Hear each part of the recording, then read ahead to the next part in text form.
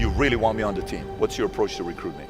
You want first place, come play with me. You want second place, go somewhere else. Like I would watch Magic play. I'd watch Michael play. And I would see them do these unbelievable things, and I'd say, you know, can I get to that level? I don't know, but let's find out.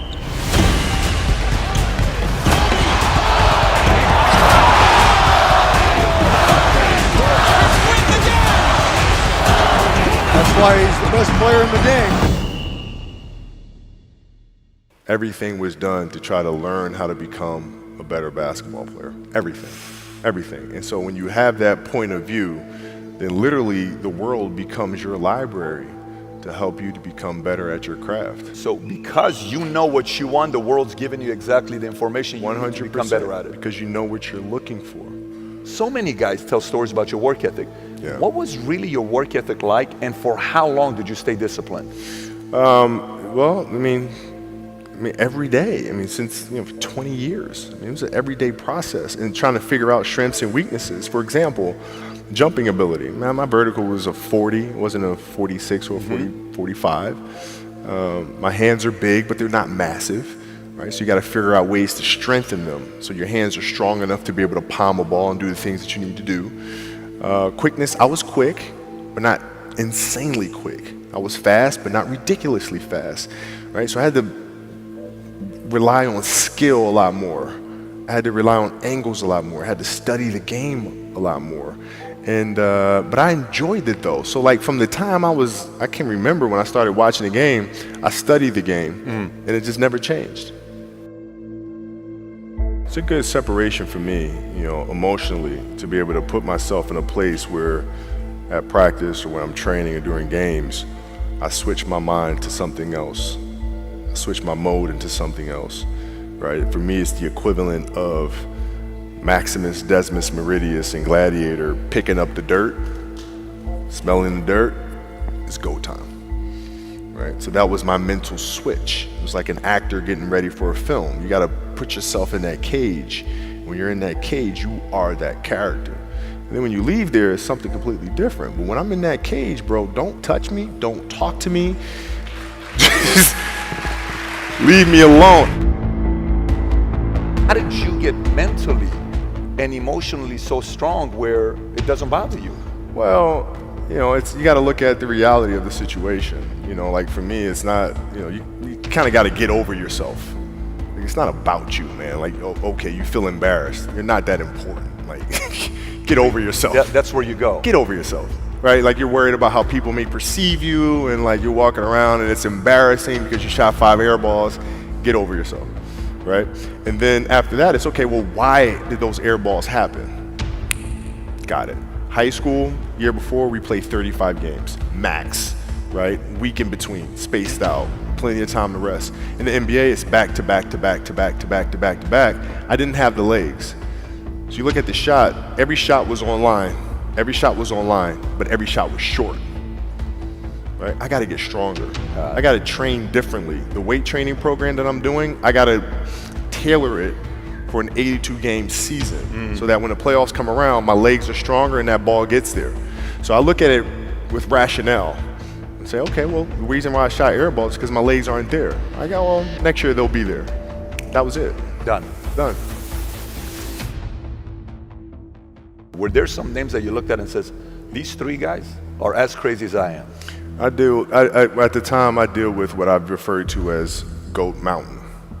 I went to Goat Mountain, and I talked to Magic, Michael, Bird, Hakeem Olajuwon, Jerry West, Oscar Robinson, Bill Russell. So I would talk to them. What did you do? What were your experiences? Michael in particular, he's become my big brother. He's been my big brother since I first came in the league. And what was that process like? So I went to them and started understanding the ins and outs of the game and how they approach things and their level of detail and obsessiveness, and that's what I did. The players that had that passion but weren't willing to commit their entire lives to doing that, right? It's a choice, right? You have other things. You have family. You have all these other things that you have to do. The game can't really be your number one priority. And so I was looking at that like, man, this is going to be fun. If I'm buddies with you from high school, if I'm a cousin of yours, what happened to our relationship? How did that gravitate when you went into the league and you're determined to become the greatest, or you're determined to become one of the greatest? What happens to our relationship? Well, it suffers. It does suffer. Oh, yeah. Okay. Yeah. Because And you understood that. You were okay yeah. with that. Well, yeah. And the people that love you, like friends and family, like they know that about you. Got it. So they let you be you. And when you reconvene, you pick back up where you left off. But make no mistake about it, everything in between is lost, right? So those long-term relationships, the commitment of time of, taking vacation. Like I see a lot of players take vacations with other players that are close friends. And they'll just take vacations just to take vacations, or just hang out just to hang out. Like I never did that. But Why it was a not choice. though? Why didn't you do that? Well, because when I retire, I didn't want to have to say, I wish I would have done more. I don't want that. I don't want that. You got a lot of people paying their hard-earned money to come watch you perform. Perform. It's your job to be in shape. It's your job to be strong enough to perform at that level every single night. And as a competitor, I'm not ducking shit. Like, it's not, oh my God, my back hurts, I'm sore, we got to play Vince Carter and Toronto Raptors tonight. We actually had this happen. We had a game against Toronto in 2000, and Vince was tearing the league up. My back was jacked. But like the perception of that, like what? Kobe's missing the game against Toronto and Vince Carter because my back was really spasming. But people will be like, what? Oh, he's ducking Vince. Excuse me? No, I don't think so. So I would be in the layup line like, okay, there's a lot of days where you can rest and recover. Today ain't one of them. Your back can bother you any other day. That shit ain't bothering me today. Wow. He gonna have to see me today. Yeah. Oh man. Yeah.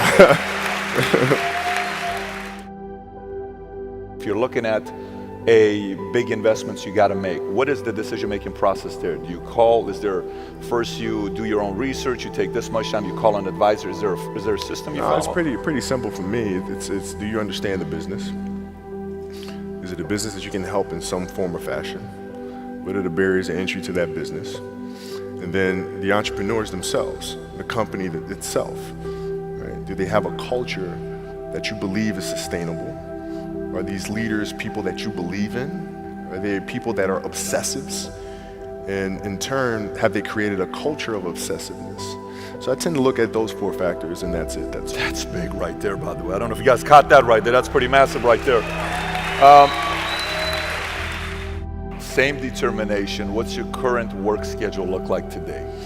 It's different because I personally am not writing every word of the novels. I am not animating the films.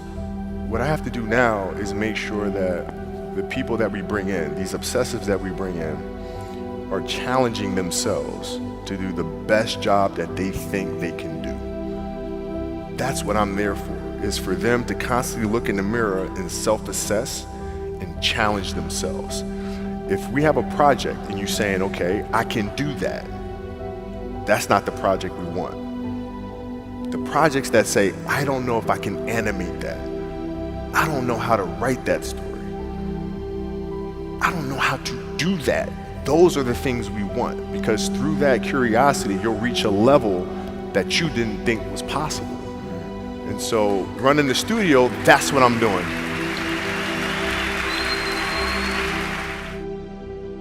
You're playing against the Golden State Warriors. Score is 107-109. You guys are close to getting into the playoffs. You know exactly what happens in the game. You go up, you're about to take your shot, and then all of a sudden, boom, Achilles happens, right? He went and hit the free throws, and then you walked off the stage. Yeah. And you got the surgery done. I went in the trainer's room, my kids are in there, and they're looking at you and stuff, and I'm looking at them, and I'm like, it's all right, Dad's gonna be all right. It'll be fine. It'll be all right. It'll be all right. It'll be all right. As a parent, you gotta set the example. You gotta set the example. This is another obstacle. This obstacle cannot define me. It's not gonna cripple me. It's not gonna be responsible for me stepping away for the game that I love. I'm gonna step away on my own terms. And that's when the decision was made that, you know what, I'm doing it. I'm doing it. You're a freaking beast, bro. Yeah,